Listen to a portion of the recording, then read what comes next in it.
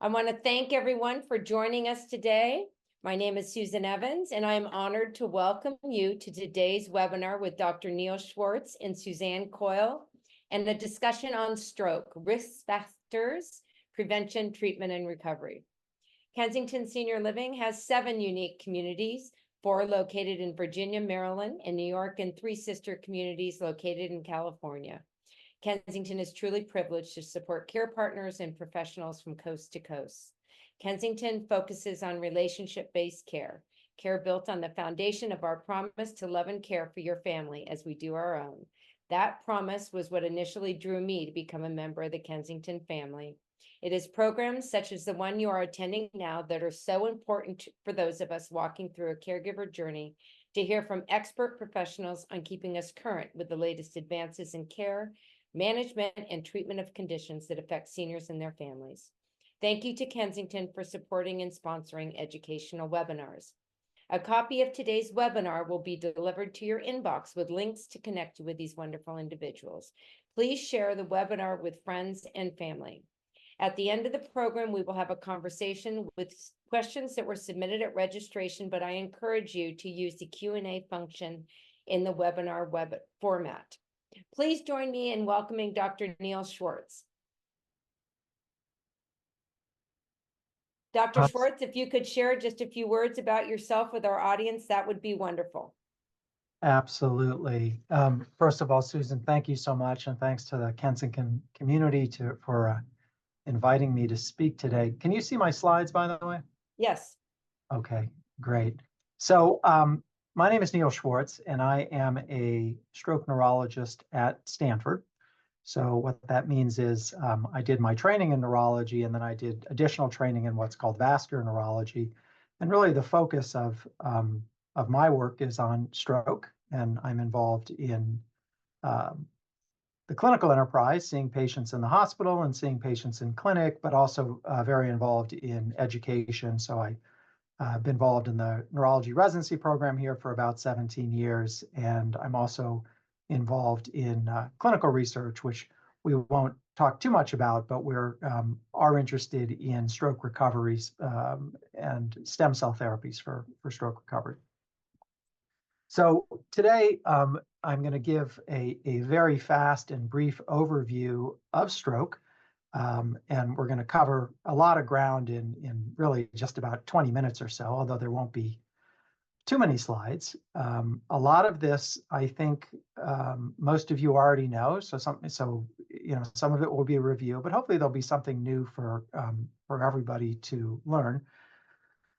Stroke, of course, is an incredibly common problem. It is one of the leading causes of death in the United States and worldwide, and it is the leading cause of adult disability. There are about 800,000 new strokes per year in the United States, and so overall, in a lifetime, stroke touches about 1 out of 6 people. So all of us know somebody, or for ourselves, or our family, or a close friend who's had a stroke. So it's certainly important to know about. And I think that the good news is that there's a lot we can do in terms of prevention, in terms of treatment, and in terms of recovery. So with that, I'll just kind of jump into things here. So first of all, what is a stroke?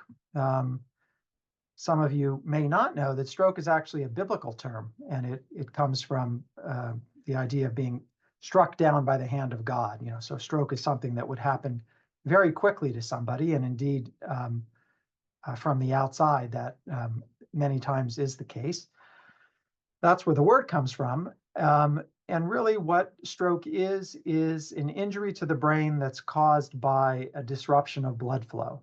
And that can occur through one of 2 mechanisms. And when most people think of stroke, they usually think of ischemic stroke. That's the more common cause of stroke. So about 80% of strokes that we see in the United States are ischemic in nature, which means that there is a blood clot in an artery. So one of the pipes going into the brain or in the brain, and that prevents oxygenated blood flow from getting to an area of brain, and that leads to an injury called an ischemic stroke.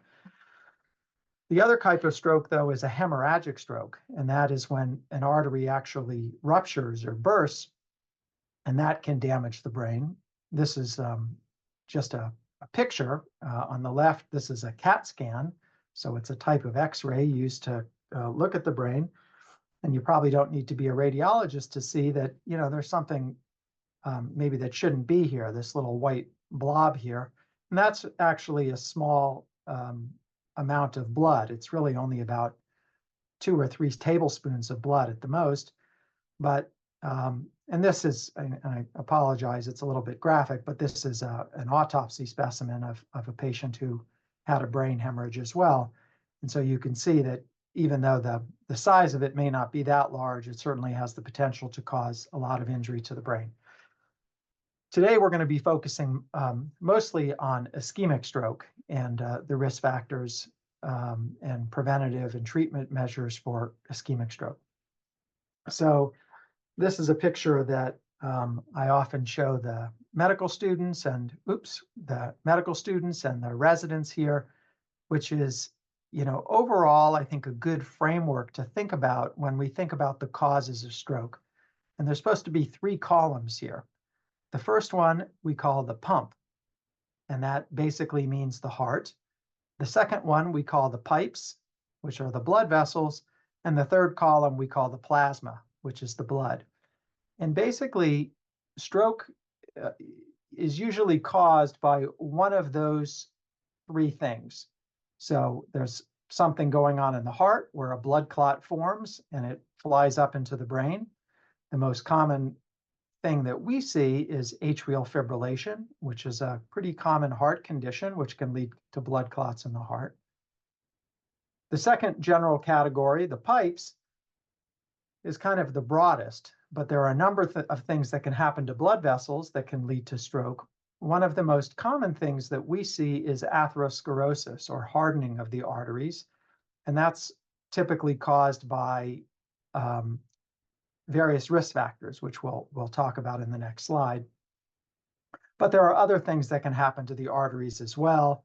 They can get injured or torn. We call that a dissection. They can get inflamed. We call that vasculitis.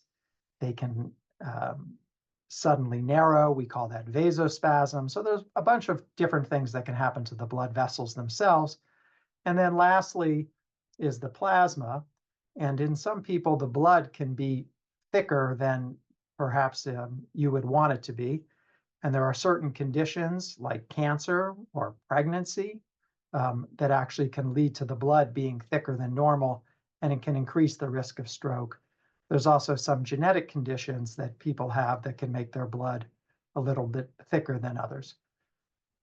But so what I wanted to talk about, which I think is, in many respects, the most important slide here is, what are the modifiable risk factors? Well, first of all, what are the non-modifiable risk factors? Well, age is probably the most important one. So stroke gets much more common as we age.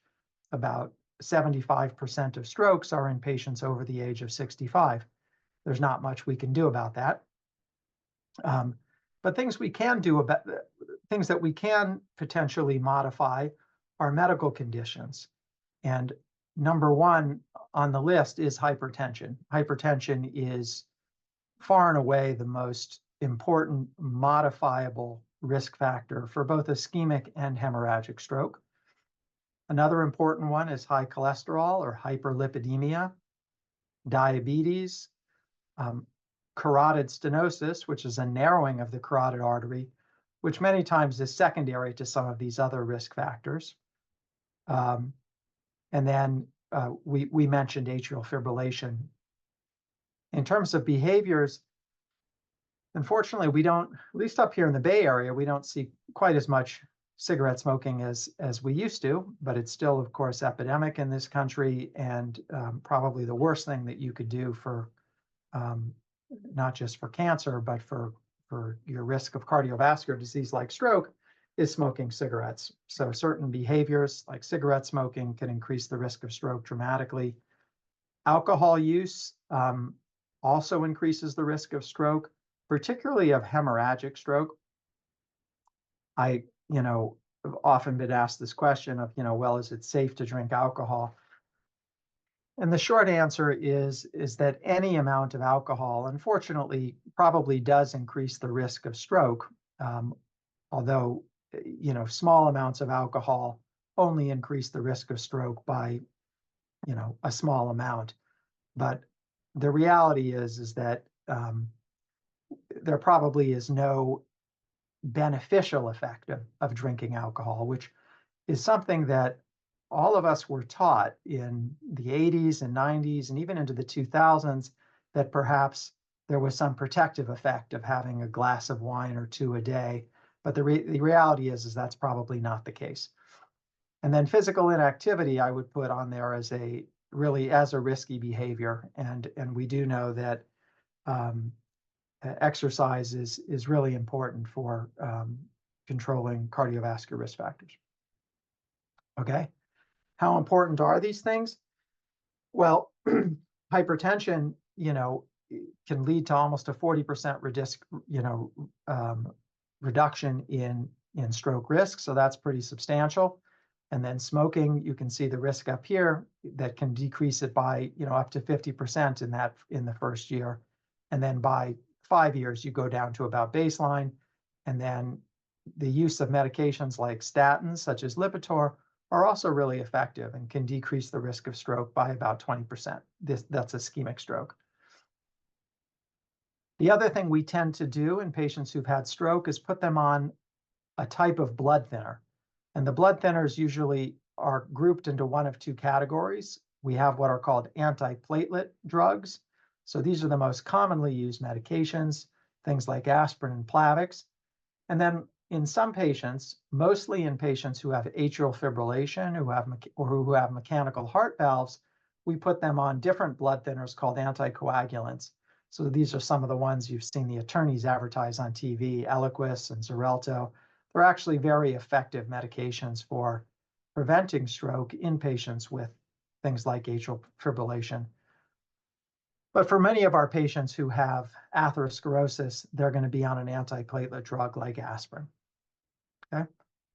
In some patients who have significant narrowing of the carotid arteries, and that usually means 70% or greater, and have a stroke on that side, they may be candidates to have surgical treatment, such as a carotid endarterectomy, which is what we're showing here, or it can be also treated sometimes with a stent, which is treatment from the inside. This again, sorry, that's a little bit of a graphic picture, but this is a picture of an atherosclerotic plaque with some hemorrhage into it that was removed from a patient. So this is all cholesterol buildup. So how do we treat strokes acutely? Well, the good news is that there are treatments for stroke in patients who get to the hospital within several hours. And the current guidelines are within 4.5 hours, but there absolutely are treatments even beyond that. So we use a clot-busting drug called TPA or TNK, and these are actually very similar molecules. The TNK is a more modern version that's derived from TPA. That's a little bit easier to use. It's a bit more fibrin specific, and it's also cheaper. So these medicines, TPA and TNK, you could think of them as clot-busting drugs, and they really can help to break up a clot in one of the arteries in the brain if somebody comes in within those first few hours. The problem is that when you're beyond that time period, the damage is already done, and so these drugs may not be as effective. The other thing that we do a lot of here at Stanford and is done at most major medical centers in the United States is something called a thrombectomy. And so that's a way of using a mechanical device. This is an older generation corkscrew-like device. There's some suction devices that can actually be inserted into the artery. You start out in the groin, putting a catheter into the femoral artery, and then going all the way up through the neck and into the brain. And believe it or not, the clots can be directly pulled out of the blood vessels. So this is just a picture of one of these devices called the stent retriever device, where the stent actually grabs onto this blood clot and pulls it out of the artery. And these procedures can be done in some patients all the way up to 24 hours or even longer. And so we often use some kind of fancier imaging techniques to help identify which patients might benefit from such treatments, even in an extended time window. So that is why patients are taught that stroke is an emergency and don't go back to sleep, but come into the hospital right away because treatments may be available.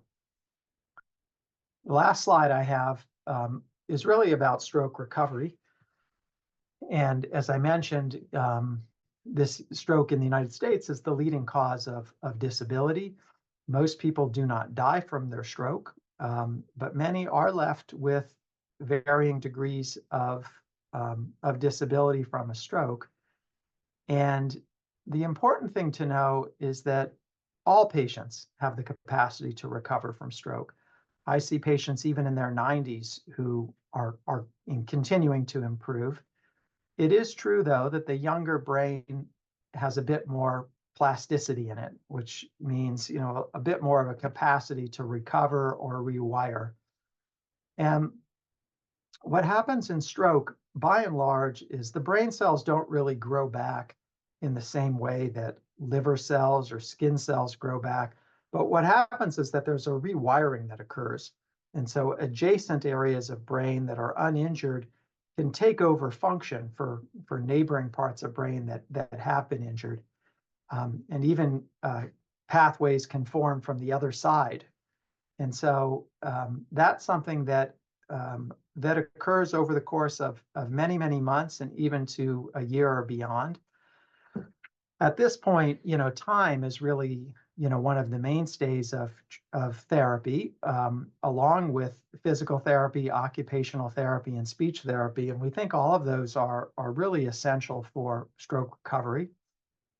We are, and have been for the last decade or so, been very interested in therapies like stem cells, and that those might be beneficial for certain patients. And so we're currently involved in some clinical trials at Stanford looking at stem cells for stroke recovery. But at least as of now in 2024, there's nothing quite ready for prime time, but we're cautiously optimistic that there will be things in the future that we can offer our patients, even years out from stroke, that may be helpful for recovery. But for now, it's therapy, it's hard work, it's working along with rehab docs and neurologists and primary care docs, and really recognizing that stroke recovery is a marathon and not a sprint. I know for patients recovering from stroke, their greatest wish is that things would be getting better quicker, and it's really it's hard to be patient, when you've lost something, and I really appreciate that. I always caution patients to avoid falling into the trap of reading too much on the internet about stroke recovery, especially things that say, oh, after 6 months, there's no improvement, because that's absolutely untrue. And time and again, I see patients 1 year, 2 years out from stroke that will say, hey, I'm continuing to get better. And, the speed of recovery may slow down a little bit over time. In other words, the improvements between month 1 and month 2 may be much more profound than between month 12 and month 13, but patients continue to get better over time. So I always tell patients to certainly remain optimistic and celebrate the gains. Try to think back on how far you've come in your recovery, and to really focus on function. And what that means is that some patients certainly may not return to 100%, may still have some symptoms, but really focus on, well, what are the things that you are able to do? Are you still able to enjoy gardening or spending time with family or traveling, or the things that really, I think, give life meaning. Certainly, attending to mental health. So we definitely see a lot of depression and anxiety after stroke. I think it's a natural process. It's part of the adjustment, but it's also something we see just as part of brain injury. And it's really, important for patients, of course, to have a great support system. And I think many of you on the line are part of that, and part of being advocates. And that's so important, I think, in everybody's recovery, is to feel that you're not going through it alone. So I realize that's a lot for only 20 minutes, and I know we're going to have lots of opportunity for questions and answers, and we'll revisit some of these things about stroke as we go along. So with that, I can I'm back. turn things over. Actually, I have a couple questions for you, and I will tell the audience and share with the audience that my husband actually had a ruptured artery stroke and was at the Stanford stroke ward, which is just an amazing support system, not only from the medical staff and the neurologist, but from the entire team on the stroke ward. So I have to thank you for that.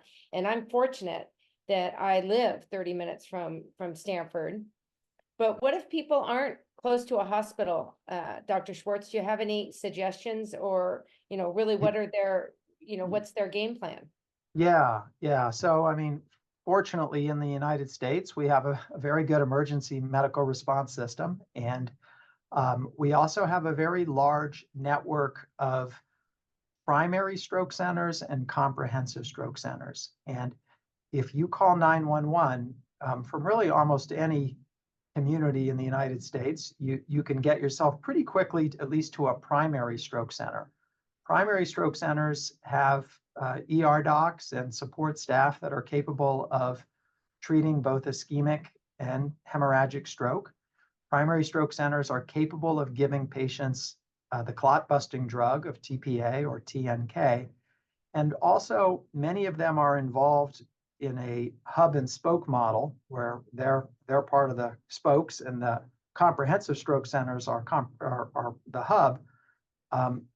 They're part of networks that can very quickly transfer patients to comprehensive stroke centers.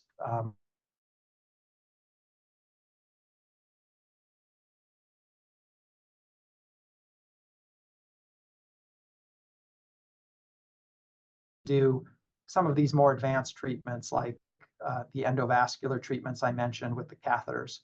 So people, how does it start? It starts with calling 911. We actually don't recommend that patients take an aspirin at home if they think they're having a stroke. And the simple reason for that is that it can be hard to tell based on symptoms whether you're having an ischemic stroke or a hemorrhagic stroke. Patients with hemorrhagic strokes may have more headache, or they may have a decrease in their level of consciousness, but it's not universal. And you can imagine that if you're having bleeding in your brain, taking an aspirin may not be the best thing to do because it's a blood thinner. So we just tell patients, get yourself to the hospital as soon as you can. There, a CAT scan will figure out what kind of stroke you're dealing with. But the important thing is just to call for help. And I know we're not going to give everybody medical advice today, but I've had a few questions in the live Q&A and at registration. Good to take a baby aspirin every day. Yeah, so that's a really great question. And that's the recommendation, as most of you know, has kind of changed a bit over the years. So when I was, in medical school and even in residency, everybody thought that, baby aspirin was a great thing to take for prevention. And, men over 50 should take a baby aspirin. That was the recommendation. But what we've learned over the years is that for primary prevention, probably the risks, which are small, do outweigh the benefits, which are really small. So for the average person without other cardiovascular risk factors, if you're a healthy 65-year-old, you probably, shouldn't take aspirin, but it's definitely something to talk to your primary care doctor about. Now, secondary prevention, someone who's had a stroke or who's had a heart attack, then usually they should be on some kind of blood thinner. But again, you'd want to talk to your primary care doc about that. And real quickly, 1 out of 6 people have strokes. That was a phenomenal statistic to me. And the majority about 70% are north of 65. How do men versus women compare? Yeah, so in general, because they're fairly equal, the incidence is a little bit higher in men, but because women live longer, we actually see more strokes, overall, slightly more than 50% in women than in men. But unfortunately, stroke is sort of an equal opportunity offender, and so both men and women are at risk. Well, thank you so much. And please join us again after Suzanne's presentation. Thank you so much, Dr. Schwartz. Sure. And welcome, Suzanne. How are you? Great. Happy to be here.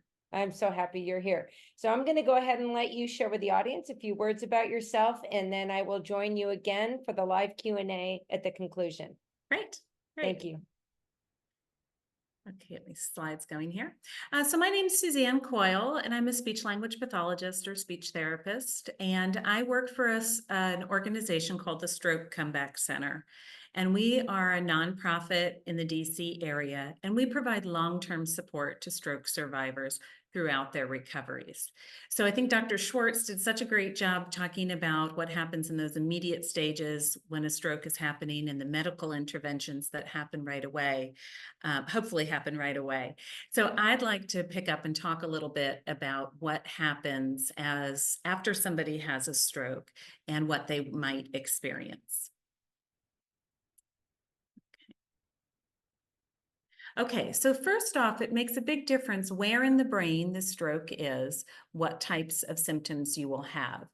So the left side of our brain controls the right side of our body, and then vice versa. The right side of our brain controls the left side of our body.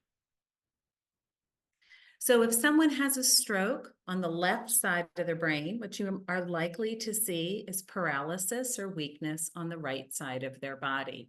And that can be from complete paralysis, where their arm and leg or have very little, if any, mobility, all the way to very, very mild. So maybe there's some tingling or maybe there's some weakness. Most people we find are somewhere in between. And then, of course, if the opposite is true too. So if the stroke is on the right side of the brain, you'll see that paralysis or weakness in the left side of the body. So the left side of our brain is also home to our logic, and the right side of our brain is home to our creativity. And the left hemisphere, the left side of our brain, is also home to language. And there are two different language centers in the brain. So language goes in and language goes out. So we have one area of our brain, the Broca's area, that's responsible for the production of speech. And then we have another area in our brain, the Wernicke's area, that's responsible for the understanding of speech, the comprehension. So if someone has a stroke that impacts one of those language centers in our brain, it's very likely that that person will have aphasia. And aphasia is a language disorder that can impact all the ways that we use language, all the what we call modalities of language. So that is a person's ability to talk, listen, read, and write. But most importantly, it does not impact their intelligence. So we often think it's as if, you woke up tomorrow and you're suddenly in a foreign country where you can't understand what people are saying to you. You can't speak to them. You can't read the signs. You can't write a message that's helpful to help you communicate. You have a lot of difficulties with communication, but your intelligence is the same. And that is what happens in people with aphasia, only it happens, of course, in their primary language. And just like there can be a wide variety of severities of paralysis, there's absolutely a wide variety of severities of aphasia. So it's estimated that between 2 and 4 million Americans have aphasia. It's very common, yet it is something that is not very well understood, and it's a term that a lot of people don't know, which is why I always like to include it in my talks about stroke. And it is most often the result of stroke or a brain injury, but aphasia can also be the result of a degenerative neurological disease or a frontotemporal dementia. And so you may have heard about Bruce Willis. A couple of years ago, his family came out and said that he had aphasia, which is what was causing him to back away from his movie career. But that, as we learned later, was the result of a degenerative neurological disease compared to aphasia as a result of a stroke. And I always like to bring that up too, because when aphasia is the result of a stroke, just as Dr. Schwartz said, people get better, which is why I love working with stroke survivors. And we know that that's not necessarily the case in people that have a dementia. Okay, so if a stroke happens on the right side of the brain, you might see changes in somebody's cognitive skills. So that could be a change in their attention, their memory, their problem solving, their organization. Sometimes we see mood changes, and sometimes we see changes in somebody's insight. So many times they think everything, the stroke survivor may think everything is fine, but they're really struggling with their problem solving or their memory. And they may want to go back to work or drive, and family members really struggle because that stroke survivor really isn't seeing the difficulties that they have. And that's kind of a classic thing that we see in people that have strokes on that right side of the brain. So once somebody has a stroke, I totally agree with what Dr. Schwartz says. I always say anytime somebody has given someone a time frame on when their recovery is going to end or how long it's going to take, they have just completely made it up. And they're fighting words at Stroke Comeback Center, because we really do believe that people make changes for the rest of their lives. But there is a period of time of spontaneous recovery, and that's when you're going to see the most rapid change. Sometimes that's the first few weeks. There's a lot of discussion. Is it 6 to 12 months? But that's that initial period after a stroke. But after that, there is long-term recovery. And the research continues to show us that recovery can continue indefinitely. And at Stroke Comeback Center, I have stroke survivors that I have worked with the entire time that I've been there, which is 15 years, and they continue to get better. And that's because of neuroplasticity. And this is the idea that if we continue to challenge the brain, like Dr. Schwartz said, it will build new pathways. It will continue to create new ways to do things. And the recovery from a stroke does not have an end. It can continue for the remainder of somebody's life. So how do we do that? Most often, someone will go through a series of rehab.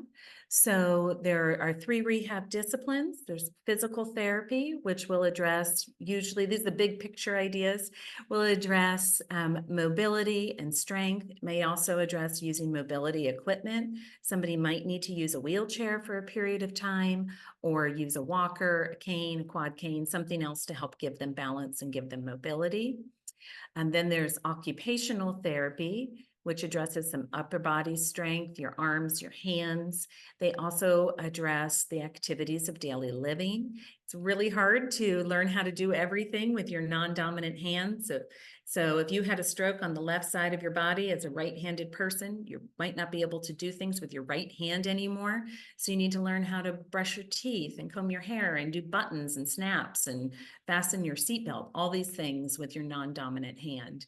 And occupational therapists are wonderful at helping with those activities of daily living and the adaptive equipment that people can use to help make those things easier. And then there's speech therapy, and that of course addresses speech. So the clarity of somebody's speech in particular, it can address their language, how they think of words, if they have aphasia, their reading and their writing. Also the cognition. So if that stroke was on the right side of the brain, that's their memory and their attention. And then also their swallowing. So a lot of times when I was working in a traditional outpatient rehab setting, people would come to me and say, I had a stroke and my doctor said I need speech therapy, but my speech is fine. And their speech could be fine, but maybe they were having problems with their cognition, or maybe they were having problems with their swallowing. So a lot of things that all these different disciplines work on. And a good rehab team, they'll also work together. So since we see people for the long haul at Stroke Comeback Center, these are some things that we have learned that are absolutely true in the stroke survivors that we work with. I can't say it enough, we really do believe that stroke survivors can continue to progress indefinitely as long as they are motivated and they're given the opportunity to challenge their brain and keep addressing their goals. So will they continue to progress indefinitely if they don't do the hard work? That's harder to say. But if they continue to address their goals and challenge themselves, they can absolutely continue to make progress. We also really believe that care partners are as much a part of the recovery process as the survivor. So much attention is given to the stroke survivor, but there's no question that that spouse, that child, their family, their friends, those lives changed that day too. So I'm so glad to be a part of something like this program at the Kensington, which I know is supporting care partners as well, because you're a big part of this journey. And care partners really do need the support and information as much as survivors do. We also really believe that it is about the functional outcome. Again, Dr. Schwartz and I agree on that it's not necessarily about the clarity of somebody's speech, but it's about their overall communication. Can they get their point known? Same thing physically. Does it make a difference if they have to use a cane and take rest breaks to be able to walk down the street and get their cup of coffee? You know, they're doing whatever they have to do to achieve that goal, which is being out in the community and being active and getting their coffee themselves, if that's what their goal is. So if there are different ways that you have to go about doing it, that's fine. You know, we really just focus on what the outcome is rather than how we got there. We also really believe that confidence is an important part of this recovery process. And I think a lot of that comes from meeting other survivors. And I'll talk a little bit about that in a second. But it's so important to connect with other people that are going through what you're going through. And it's also important to just give something a try. We've had times where we've taken a group of people with aphasia, stroke survivors, to a local restaurant. And some of the stroke survivors are really anxious about ordering for themselves. They've never done it, but they give it a try. And once they do it once, you know, it gives them that confidence to do it again. And you know, I think it's so important, that's where that challenge comes in, that if you continually challenge yourself, you're going to continue to make recoveries, but you also give yourself opportunities to try new things and build your confidence to get back out into the world. And then we also really believe it's about the quality of life. So there are things along the road to recovery that maybe sometimes you have to take a break. And if that improves your from rehab, if that improves your quality of life, to give yourself a break, to take that vacation, or to spend time with your family, that's fine. You can, you know, just jump back in it when the time is right. And we really are big believers in supporting what makes the survivor happy and what makes the family happy versus what might be sometimes perceived as like maybe the right way to do something. It's really about finding the ways for the quality of life. And we think about that a lot of times as speech pathologists when we modify diets because of maybe a stroke has caused weakness and they have trouble eating safely. You know, we can prescribe a lot of things that we know people won't do, using thickeners or you know, specific foods that come pre-pureed. And I know a lot of times families and stroke survivors just don't want to consume those things. So it's really about finding ways that they can safely eat and consume the things that are important to them, because that is a big indicator for quality of life. And then we also really support this idea of belonging to a community. So one of the things that is unique about our program is that, you know, we have 80 different classes a week that support stroke survivors, and we do everything in small groups. Some of the best outcomes that we get is that our participants tell us that it helped them to make new friends and it helped them to be more hopeful about their futures. And I think that hope is really the most powerful treatment in stroke recovery or recovery from any brain injury, that without hope, it's hard to keep going. So while we have in the DC area, we have our community. I know that communities like ours are not very common. So there are lots of ways to find a local stroke support group. You can go to stroke.org or aphasia.org. A lot of hospitals have a stroke support group. There are some that are run by community or county health departments around here. And there are a lot of stroke support groups available. And I think it's so important for the survivors to find other people that are, like I said, going through what they're going through, and also for family members. I find that survivors and family members are the best experts on how to navigate life after stroke. And so I can't emphasize enough how important I think it is to find other people to help support you on this journey. Okay, so Dr. Schwartz talked about the impact of stroke and how common it is. One of the statistics I often use is every 40 seconds, someone in the United States has a stroke.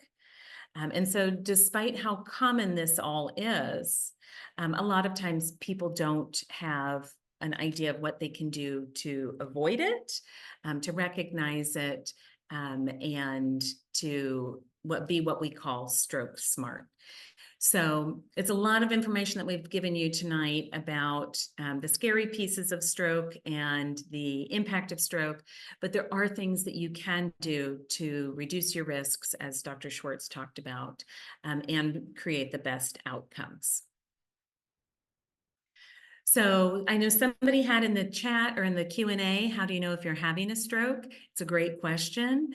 Despite how common it is, a lot of people don't know how to recognize even one sign of a stroke. So every public talk I do, I include this Be Fast message. So Be Fast is the acronym for how you can help identify a stroke in yourself or in somebody else. So these are, and I should take a step back, these are sudden changes that you experience or that you see in somebody else. B is a sudden change in somebody's balance. E is a sudden change in somebody's eyes. So we made a sudden change in somebody's vision. Sometimes it's double vision, sometimes it's loss of peripheral vision. But if a vision is suddenly changing, that's definitely a warning sign. F is for a sudden change in somebody's face. This is the classic symptom of a stroke, where one side of the face is drooping or you get a crooked smile. A is a sudden change in someone's arms, where one arm becomes weak or hard to move. S is a sudden change in someone's speech, and that could be speech clarity. So they're mumbling, they're hard to understand. It could be the ability to think of words or the ability to put words together in a way that makes sense. And most importantly, T is for time. It's so important. If you notice even one of these symptoms of stroke, call 911. And, Dr. Schwartz mentioned, like, don't take a nap, don't go to sleep. I have met several stroke survivors, many stroke survivors throughout my career, who thought something felt off, and they thought maybe if I lie down for a little bit or I take a nap, it will go away. And that's the exact opposite of what we want someone to do.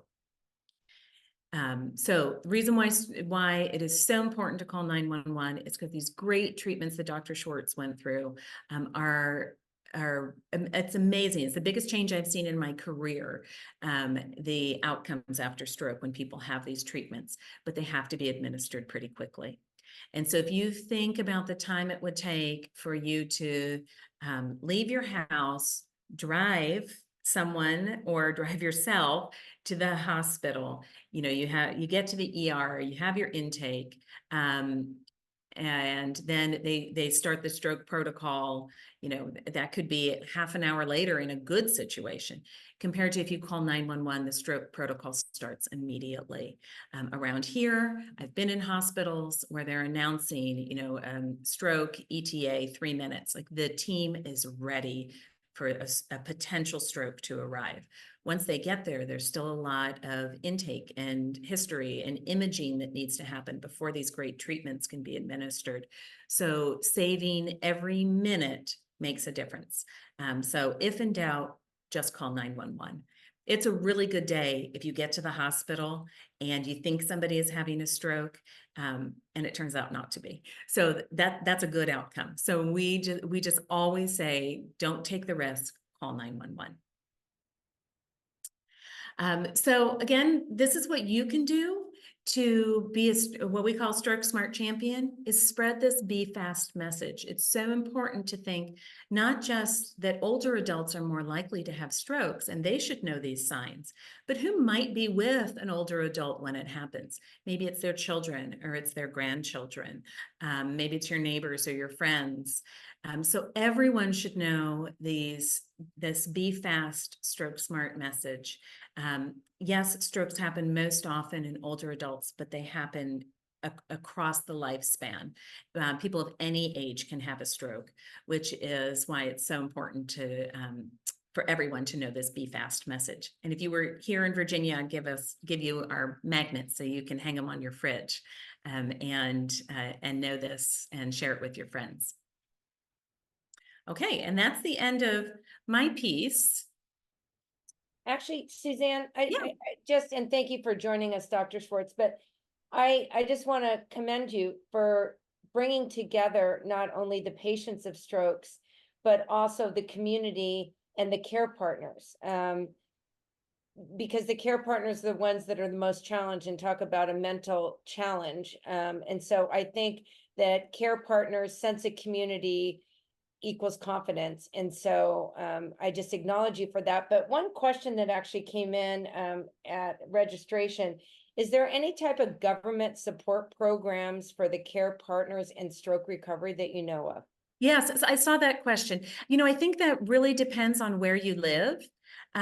So, in the state of Virginia, there is a program that family caregivers can get up to $500 a year to use towards that is a respite program to use towards respite care. But it can in Virginia, that can be, having your neighbor come over and stay with the stroke survivor, and you pay them, $20 an hour, whatever it is. Or it can be a home care agency, whatever you need for respite. There's also a program in Montgomery County, which is in the Maryland suburbs here, and that's a county-run program.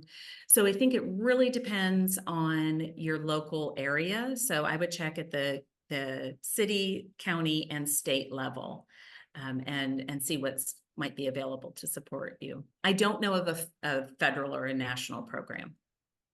That's too bad. We should work on that. Yeah.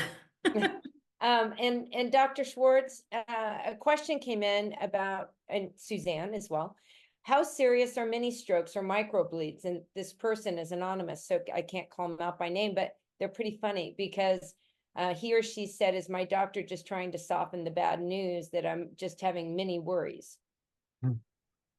Yeah, that is funny. They obviously have a great sense of humor, which is good. So I would say it depends. Let me just say a few things about this word mini stroke. So one topic we didn't really cover today is TIA, and TIA stands for transient ischemic attack. And TIAs are related to stroke in that they present in a similar way, but the symptoms only last for a few minutes and they spontaneously go away. And then if you were to do, let's say, an MRI on a patient who had a TIA, you don't see anything on the MRI. If you actually see something on the MRI, even if their symptoms went away, we then call it a stroke. Okay, so we use now a tissue-based definition of TIA. So TIA is very much kind of clinically defined. some doctors call TIAs mini strokes, but I think it confuses the picture. What I think that our attendee is asking about is probably what we would call white matter disease. So many times when we get an MRI scan, even in patients in their 50s, and certainly by the time you get into your 60s and 70s, we often see these little kind of white spots. And they're usually in what we call the periventricular area, or the area around the ventricles, which are the normal fluid-filled spaces in the brain. And what we think those kind of accumulate as we get older, although we see those more commonly in people who have vascular risk factors like cholesterol or diabetes or blood pressure, or sometimes, there's probably genetic things we can't measure. You have to pick your parents very carefully. But what we think that is kind of small little blood vessels that can get kind of clogged up over time. And that may be what the doctor was referring to as mini strokes. We sometimes call it silent ischemic injury. Is it serious? It depends. It depends, how severe it is, what it looks like. Sometimes it is a little bit of a wake-up call just to be aggressive in terms of controlling vascular risk factors.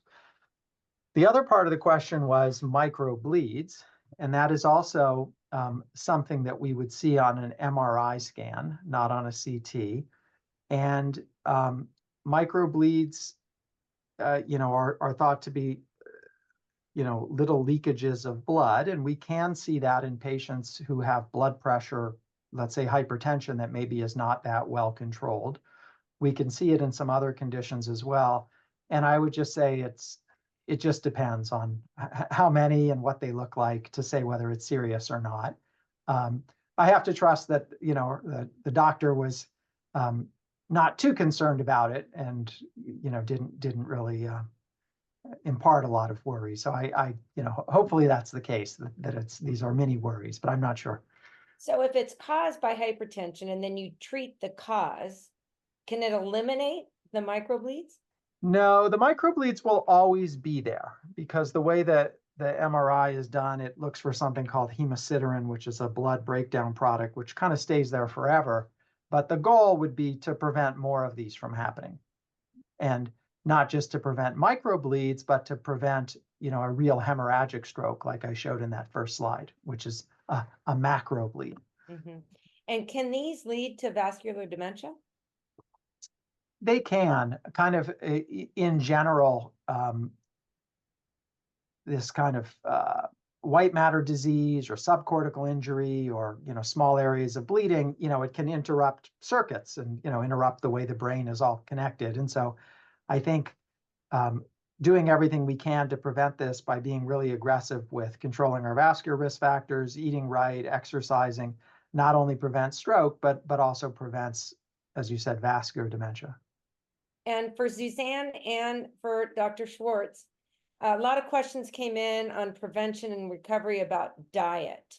I wonder if we talked about alcohol and cigarette use, but we didn't really talk about healthy diet. I don't know, Suzanne, do you want to share a few words about, I don't know, a Mediterranean diet or a MIND diet, and what your thoughts are on recovery for diet, maybe more for the care partners? I'm just kidding. And then also Dr. Schwartz, if you would comment on that. Yeah.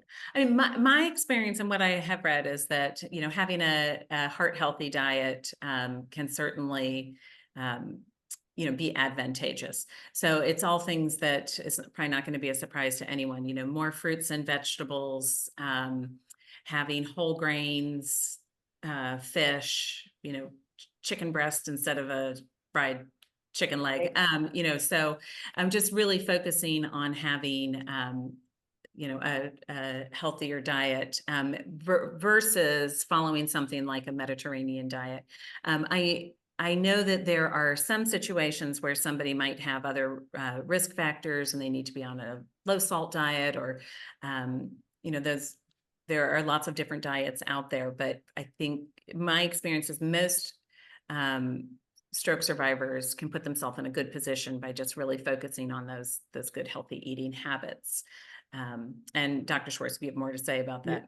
Yeah, no, I agree. I think that there's a lot of great heart healthy diets out there. The Mediterranean diet did get a fair amount of press a few years ago, specifically for stroke prevention. You know, they found that a diet that was rich in extra virgin olive oil and tree nuts, hazelnuts, almonds, and walnuts, as well as fish, leafy green vegetables, whole grains, that seemed to have some, you know, unique benefits for stroke prevention, even over some of the other diets. But I think you know, we see patients from all over the world, and some, a Mediterranean diet is not what they want to be eating and may not really be appropriate for them. And I think we really need to be sensitive to that. So yes, I think low in saturated fats, low in, you know, try not to eat much red meat, eat lots of leafy green vegetables, whole foods, I think are all really, really important.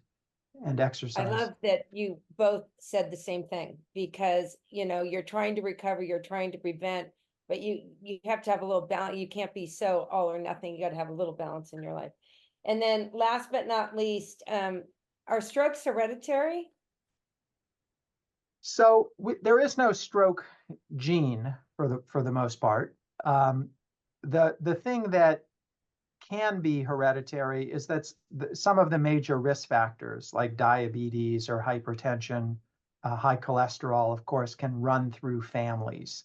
And then because of that, you know, we do see people who say, well, you know, my brother had a stroke, my dad had a stroke, but it's mainly those risk factors seem to be the genetic link, but we don't have sort of a single genetic test, say, for stroke.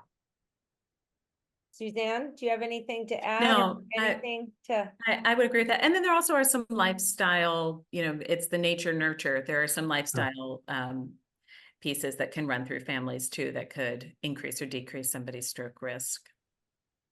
Well, I Sure. can't believe it's 1 minute until we have to say goodbye. So I would just like to really thank the audience, and I hope you have a safe, wonderful evening. If you're on the East Coast and on the West Coast, you have a wonderful afternoon. But I cannot thank the Stroke Comeback Center in Stanford and Suzanne Coyle and Dr. Neil Schwartz. Really, this educational event went all over the country, and to everyone that needs the information, care partners and stroke patients. But also, I really encourage our audience to share this webinar. You'll receive this in your inbox probably by end of week. So thank you, everyone, and have a wonderful night.